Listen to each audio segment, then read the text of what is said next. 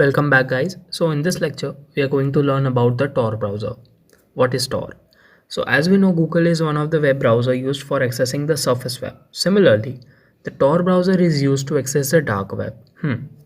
Then why can't we use Google to access the dark web?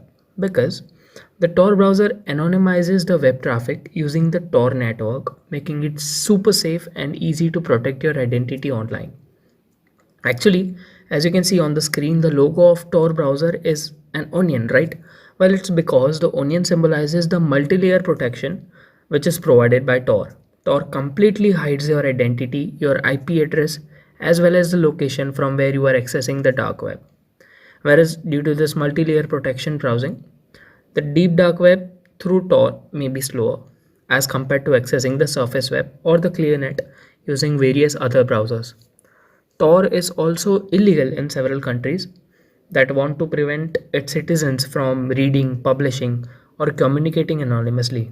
Journalists around the world have made Tor a hub for several types of news which the government does not want to be disclosed.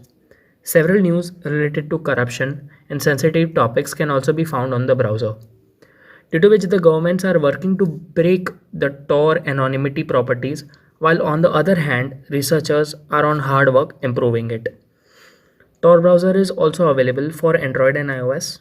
In Android, you can find it as Orbot or Orbox, ORBOX, easily from Play Store, and in the case of iOS, you can find Onion browser from the App Store. So how exactly Tor works?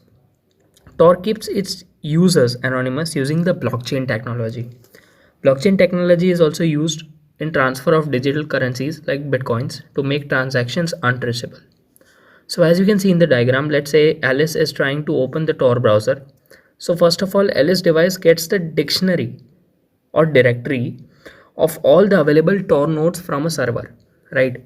So Tor officially has no devices or servers, but several volunteers all around the world have provided their device as Tor servers, which helps Tor create more protection walls as it improves the browsing speed.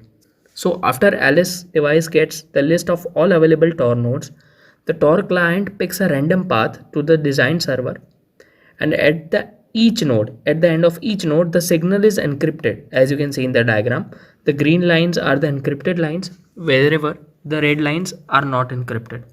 So the Tor client of Alice picks a random path through Tor nodes, encrypts each signal at the junction, and finally reaches the desired server, that is in this case Bob. Again, when Alice visits another site or requests any kind of service, the Tor client will again pick a random path through the Tor nodes, encrypt each signal at each node, and then reaches the desired server, which is in this case Jane.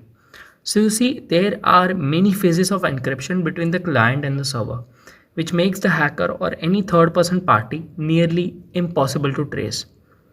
Thank you. That's it for this lecture.